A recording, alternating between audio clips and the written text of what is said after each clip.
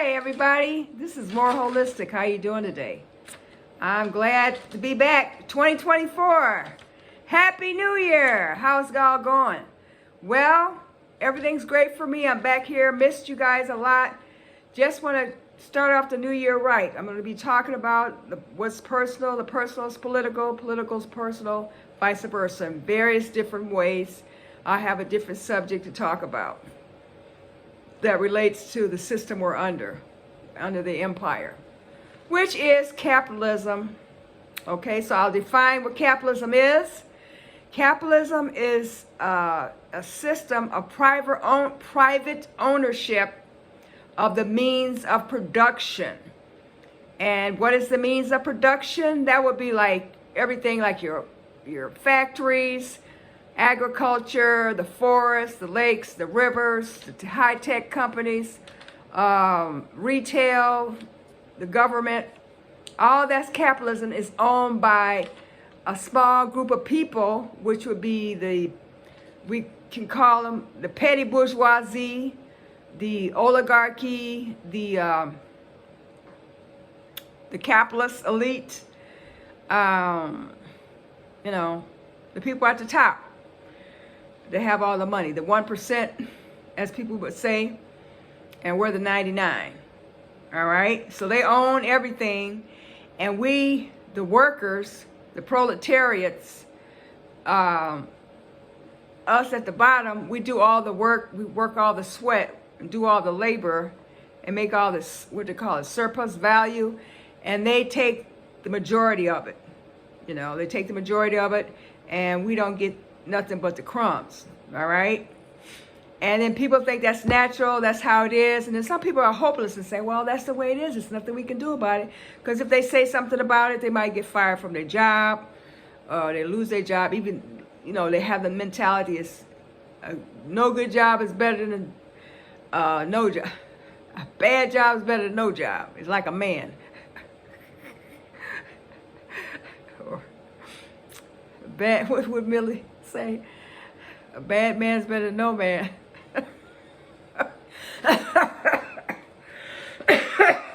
I'm sorry. Kind of got off at a tangent there. Didn't mean to do that. I want to cut off my head here. Sorry for the cough. Got this cough. But I've been drinking my mullein tea, taking my herbs, keep my system clean, and it's doing a lot better. Yeah. Anyways, I got off on a tangent here. How did I get off on that tangent? So relationships, and we're taught this under our system of capitalism, which is all about profit, no matter whatever it means, whatever. It doesn't matter if the earth is destroyed, if families are torn apart, long as it's profit, as long as it's people on the streets, it don't matter. As long as the 1%, the elite, the bourgeoisie makes their money, that's all that matters. But they feed us propaganda and indoctrinate us to make us think a certain way so that we accept this, so that they can keep getting all the goodies, right? So one of those things is individualism. Individualism is you think about yourself, don't worry about nobody else, you get yours, and don't worry about somebody else getting theirs. And then also competition, and basically the dog-eat-dog mentality. Everybody's your competitor, your friends, like on the job, you don't want to get too close because somebody gets fired, you don't want it to be you, it'll be somebody else. So, so people don't really develop really strong relationships. They're all basically pretty superficial because the trust is not there and the competition is there, and they have the one up on, and I got more than you, and I'm better than you, and, I'm going to get it mine, you ain't going to get yours, and, like they'll get whatever they can get. They'll do all kind of things just so they can get that job or that position, or whatever. People rob, steal, kill, rob, steal, and liquidate to get the material aspirations fulfilled. So this is great for the empire because it is divide and rule as long as you can, the workers, and then you have the middle class, you know. But the middle class is shrinking more and more now, and it's not going to be any middle class pretty soon. But anyways, divide and rule and divide and conquer, that's how the elites are able to keep their wealth and acquire their wealth and acquire the billions. Must keep the masses or the majority of the people divided and bickering amongst each other. So this is why it spills over into love. And then you have to define what love is, because love in itself is something from a Roman aspect, and what we consider as love. Most indigenous people around the world didn't have this definition of love. This is a Western concept that we know of as love. You know, I've fallen in love, I have found this one person, and it just swept me off my feet, and I'm just, oh my God, my prince has come. All those little fairy tales, Cinderella, the girl in the castle, and all this stuff, it has to do with the bourgeois. So they get your mind and get you indoctrinated to be thinking like this about love, when love should be more, you know, your self-love, your family love, your mother, father, your sisters and brothers and your relatives.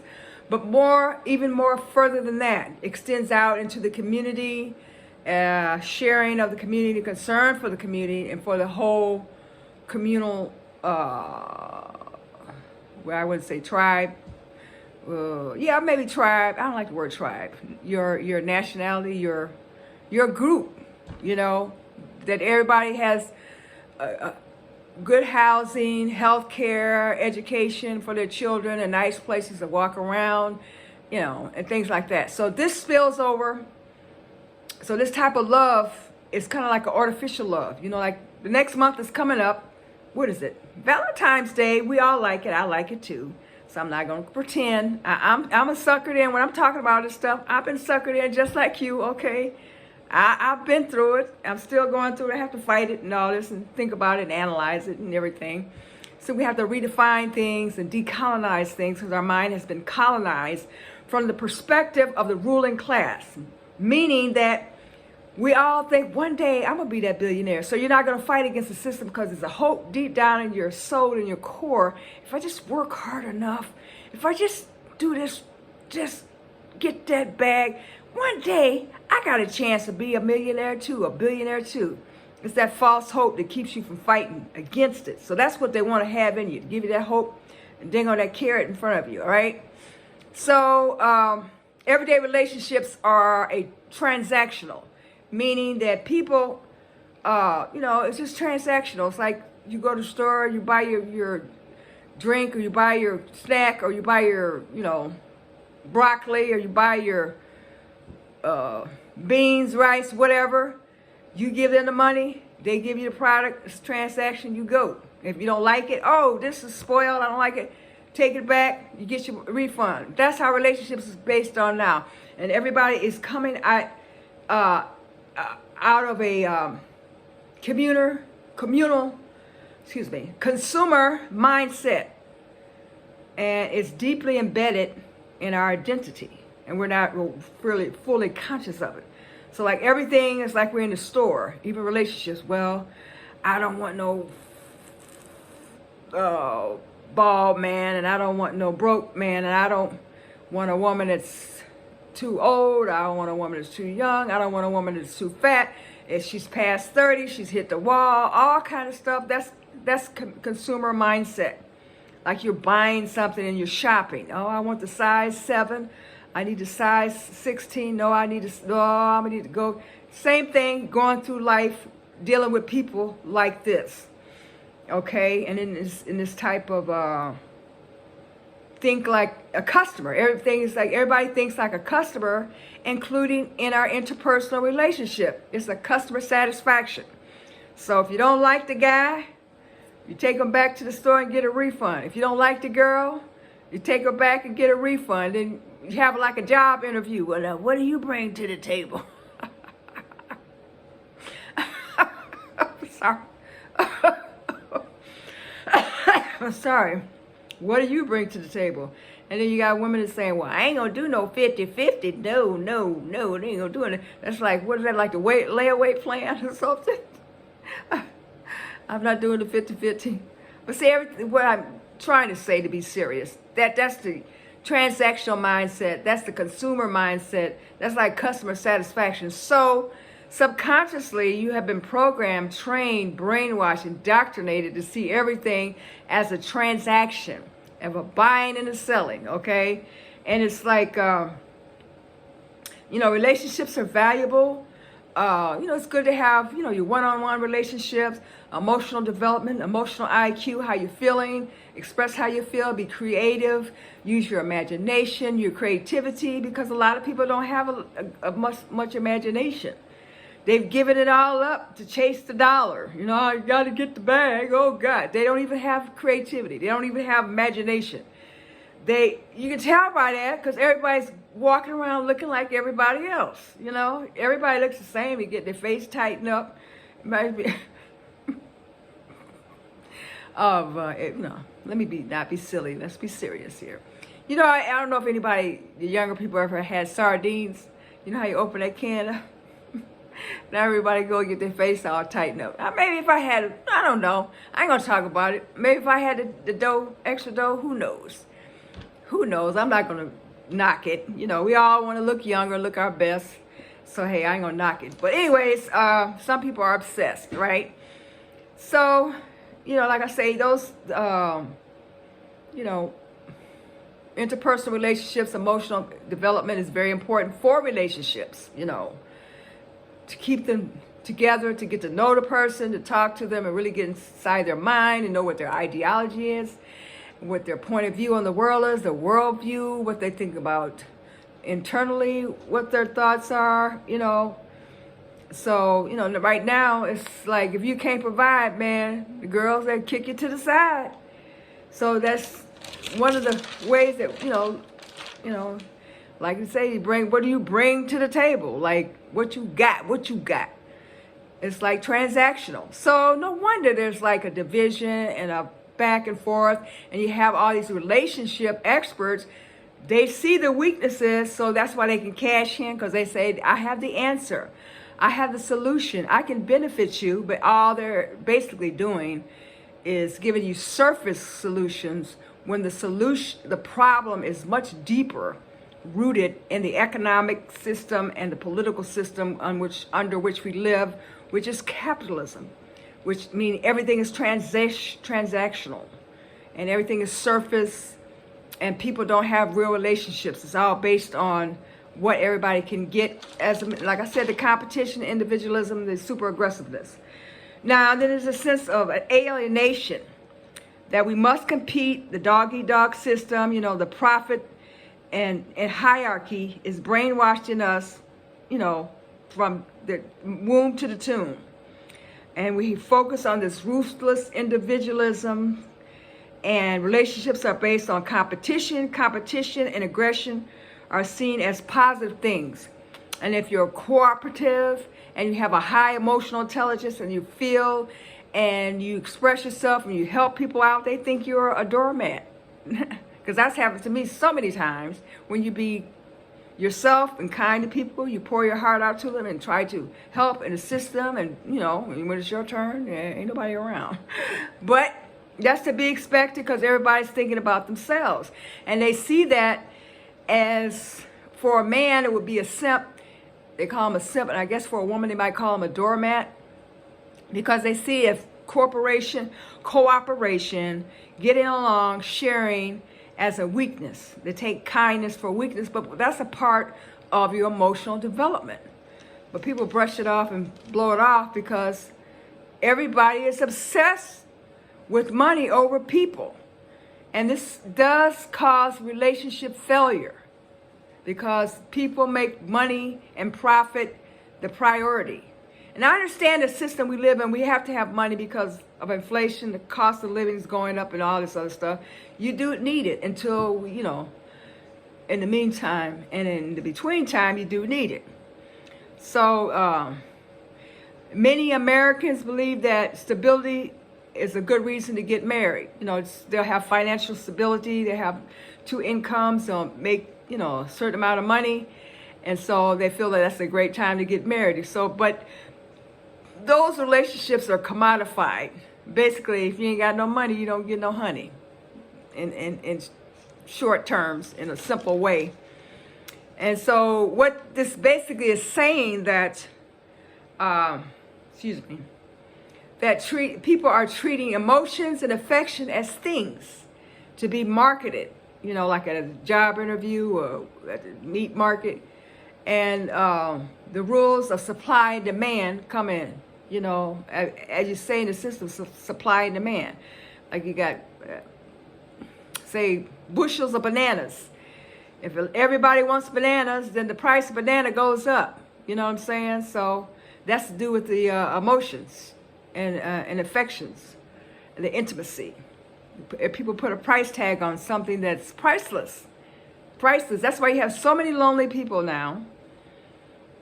Because this system causes isolation. Isolation, cut off, no rapport, really getting into what real people are threatened because they don't trust other people because they feel that they're going to be betrayed in some way. And then on top of that, since there's so much competition, a lot of people, they be glad to see you fail because they feel that it's going to put them higher up on the ladder, the hierarchy, or whatever. So what do you do in a situation like this? When everything is so superficial, when everybody's obsessed with money over people, and it's a dog-eat-dog system, and everybody's an individual thinking about me, what I'm going to get. As long as I get what I want, I don't care about nobody else, right? And I get mine and you get yours. It's no cooperation, it's like a cooperation,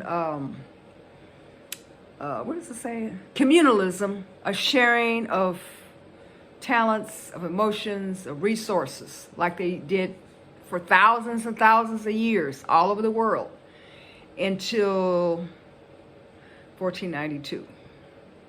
That's when everything went to hell. So, what I want to say is, in conclusion, that we do have options. There are options. They make us think that this is the natural way of life, the way we're living. It's natural. This is how things are. This is how they're going to be. Always been. There's nothing you can do about it. Accept it. Keep your mouth shut.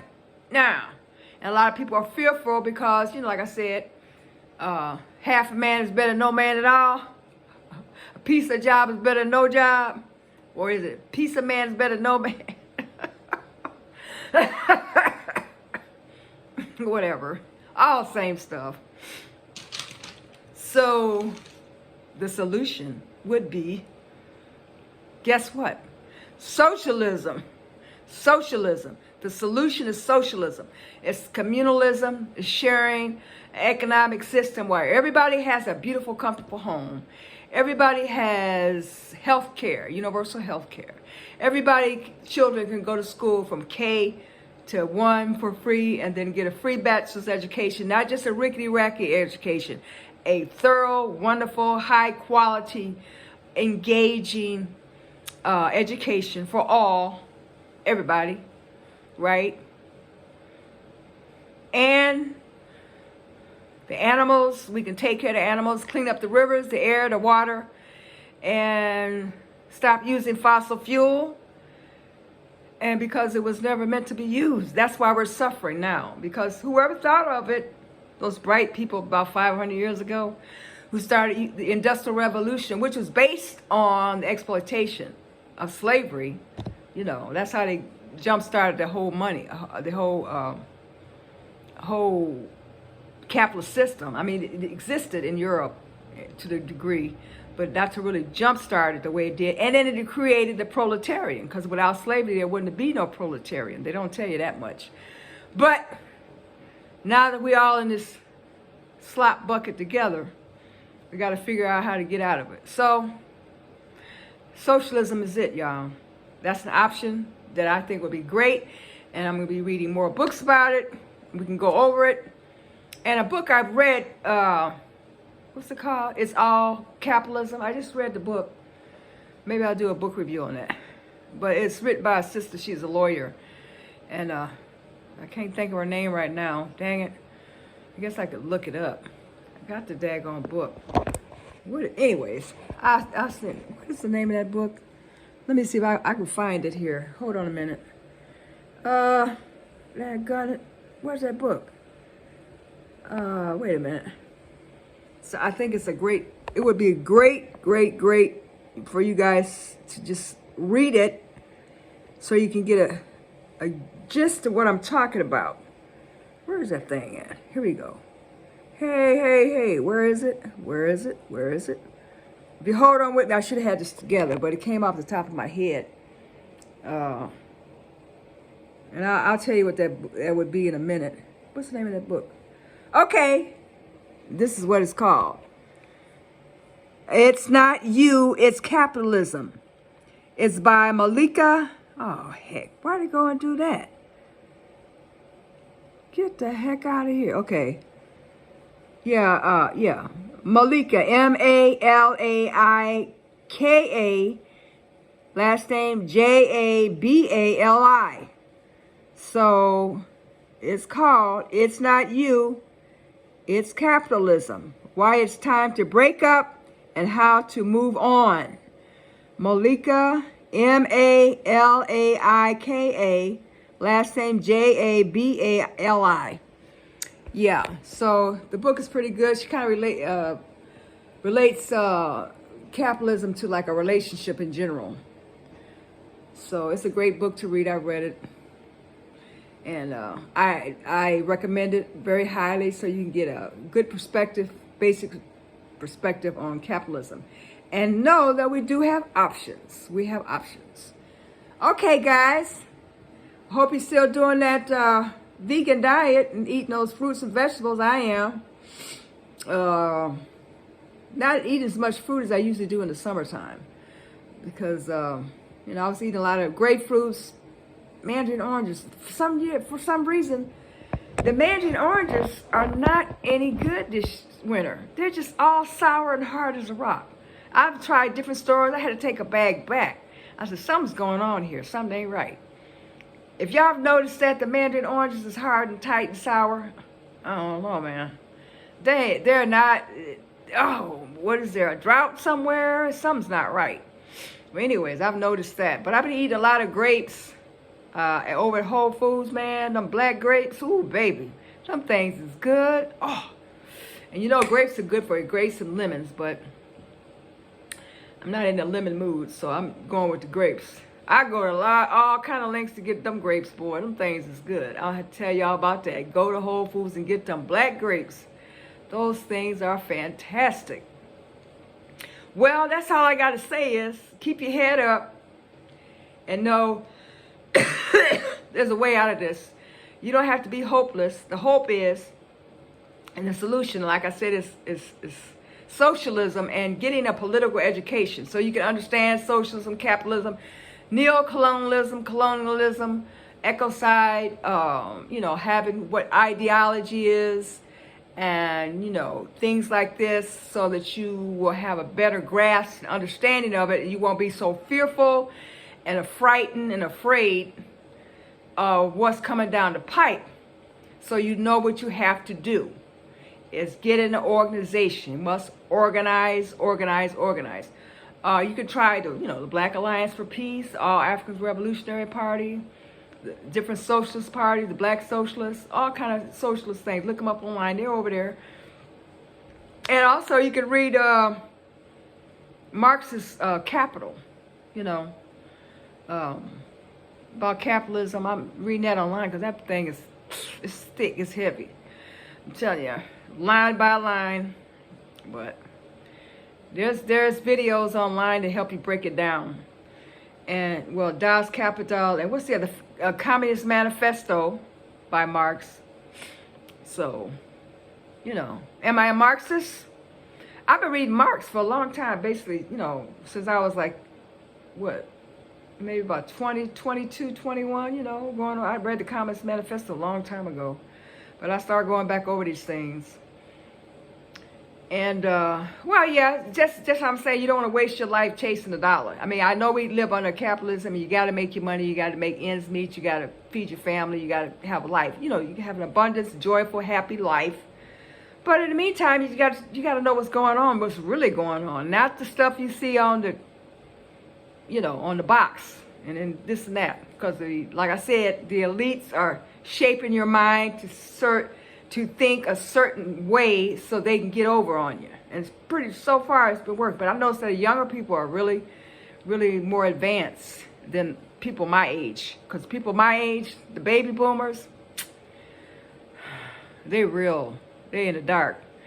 I don't really argue. I don't try to convince anybody under 40 and down. Because the old folks, 40 and up, 41, 2 and up, they lost causes, basically. And when you get my age, because I've always been an outcast ever since I can remember with my generation. So I'm not surprised at all. But that's okay. I get it. They're indoctrinated. They're fearful. They're scared. I get it. But it's time to put the, you know, knowledge and understanding will put the fear aside. And you have a deeper understanding and you'll know what you got to do. And that's organize, join a radical revolutionary organization. Not none of these petty bourgeoisie, reactionary organizations, okay? Because they're going to have you really confused. But anyways, that's all I got to say. Thanks for tuning in. Hope you have a great 2024. Me, I'm having a great one because I'm talking to you. Thank you so much. Give me a thumbs up. Share. Enjoy your life.